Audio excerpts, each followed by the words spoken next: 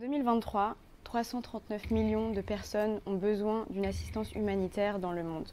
Pour apporter une aide vitale à ces populations durement affectées par les conflits, les personnels humanitaires et de santé sont amenés à travailler dans des environnements de plus en plus dangereux.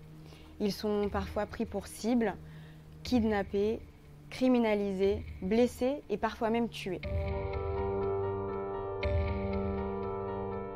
À l'occasion de la Journée mondiale de l'aide humanitaire, nos 3 organisations publient un rapport qui présente les principaux défis et demandes des organisations pour assurer la sécurité des personnels humanitaires et de santé. Nous avons 3 demandes. Premièrement, financer les coûts de sécurité.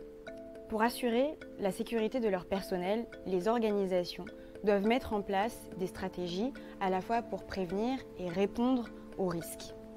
Cela veut dire par exemple s'équiper de matériel, former leur personnel ou encore avoir des personnes dédiées à la gestion de la sécurité. Nous demandons donc aux acteurs qui financent l'aide de financer systématiquement ces coûts. Deuxièmement, 90% des personnels humanitaires victimes d'attaques sont des locaux.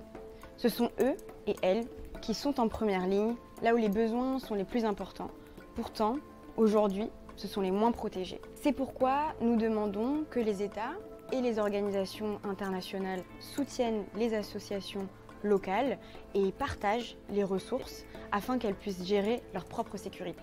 Et enfin, assurer le respect du droit international humanitaire et des principes humanitaires. Ces cadres sont à la base de la protection, de l'action humanitaire et de la mission médicale. Pourtant, aujourd'hui, ils sont encore largement violés par les États et les groupes armés. C'est pourquoi nous demandons qu'ils garantissent l'accès des populations à l'aide et pour cela qu'ils s'engagent à protéger les personnels humanitaires et de santé contre toute forme de violence.